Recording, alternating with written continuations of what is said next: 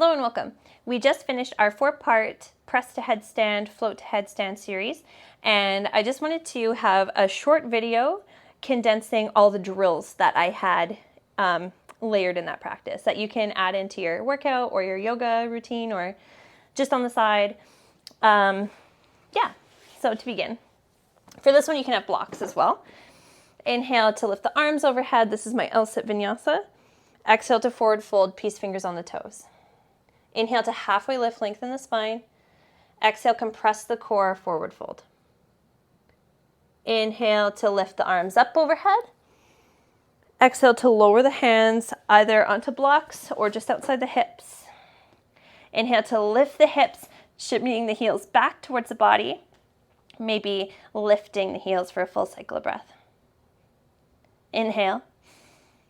Exhale to lower the hips. Inhale, reach the arms overhead. Exhale, forward fold, peace fingers on the toes. Inhale, halfway lift, lengthen the spine. Exhale, forward fold, flat back. Inhale, reach the arms up overhead. Exhale, plant the palms.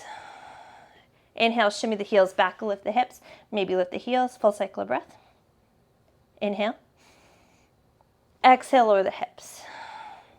And then you get the idea. I like to do it in my warm-up, and it's super fun. Another set of drills. On the mat, point the toes, float the left heel about an inch off the ground, shimmy the hands underneath the low back, reach the legs far apart from each other, inhale, and exhale, tilt the pelvis under and feel yourself roll back on the hands. Inhale to release, exhale to compress. I do this about 10 times. Really reaching the legs apart from each other. 6, 7, 8, 9, 10, and then I hold for 10. Reach the feet apart. 8, 7, 6, 5, 4, 3, 2, 1, and switch. Inhale. Exhale, compress. Inhale to extend. Exhale to compress. 8 more times. Extending the legs far apart from each other. 6, 7, 8, 9, 10, and hold for 10. 9, 8, 7, 6, 5, 4, 3, 2, 1. Lower everything down. Another really good one, we'll just come back up to seated, is from half split. We'll make our way there. When you're in your half split, you have a 90-degree angle in your left leg. Hip is stacked on top of knees. You can have blocks on either side of the leg or tented fingertips. Inhale. Exhale to pick the heel up an inch off the ground and hold for 5, 4, 3, 2, 1. Lower down. Few breaths. I sometimes forward fold if I want to bring length. Inhale, half lift. Exhale, lift for 5, 4, 3, 2, 1. Lower down. Shake it out. Inhale here. Exhale, lift for 5, 4, 3, 2, 1. Switch sides. Inhale to half lift. Exhale to lift the heel for 5, 4, 3, 2, 1. Lower the heel, shake it out. Inhale. Exhale to lift for 5, 4, 3, 2, 1. Lower the heel, shake it out. Inhale. Exhale to lift 5, 4, 3, 2, 1. Lower the heel. Good to repeat maybe for 3 rounds. The next one that's really good is a toe to heel touch. So we'll make our way to standing forward fold on the mat.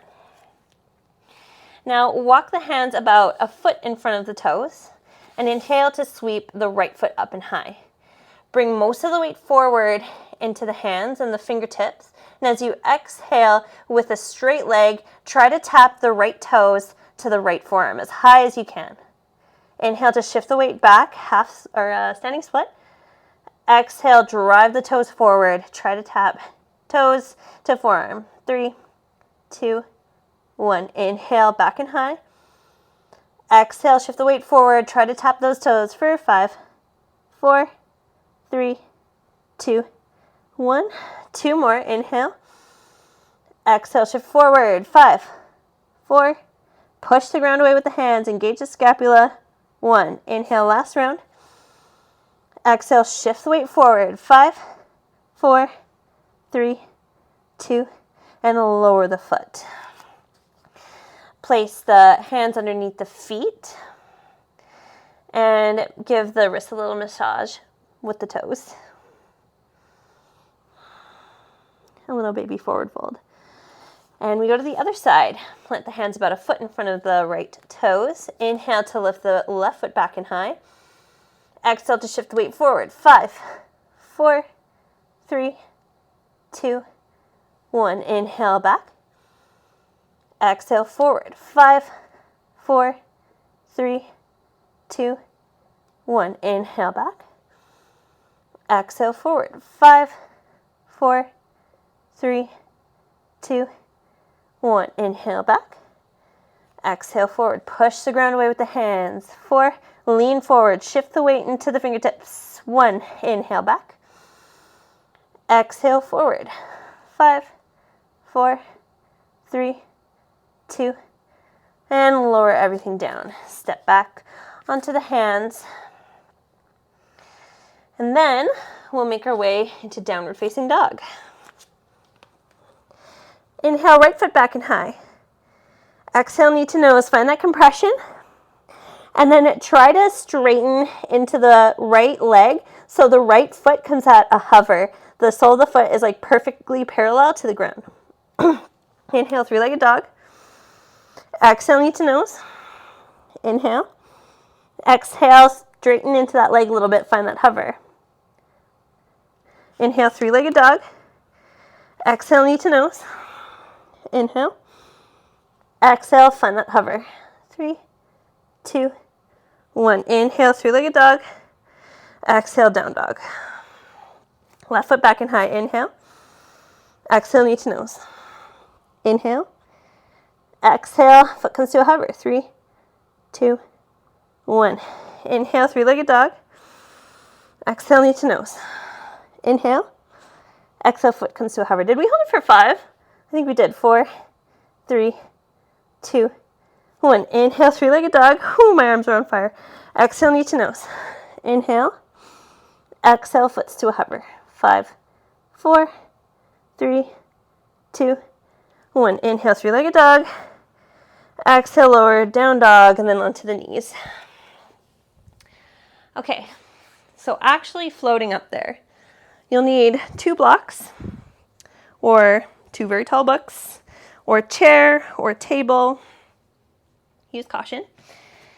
So there's a few ways you can practice floating into your headstand.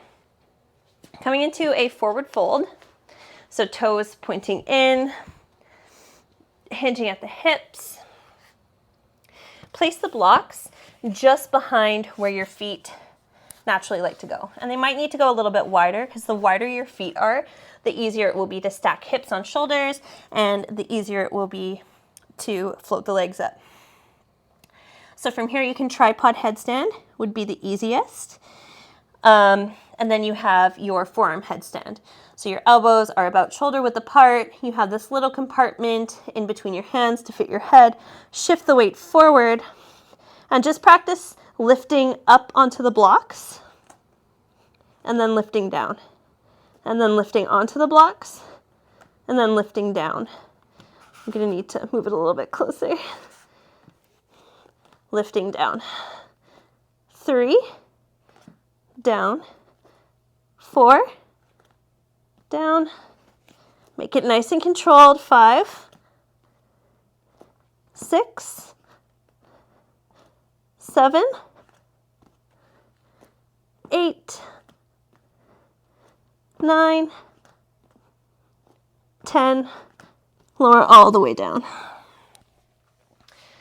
Oh my goodness. That's a lot. It's a lot in the core. So there's that.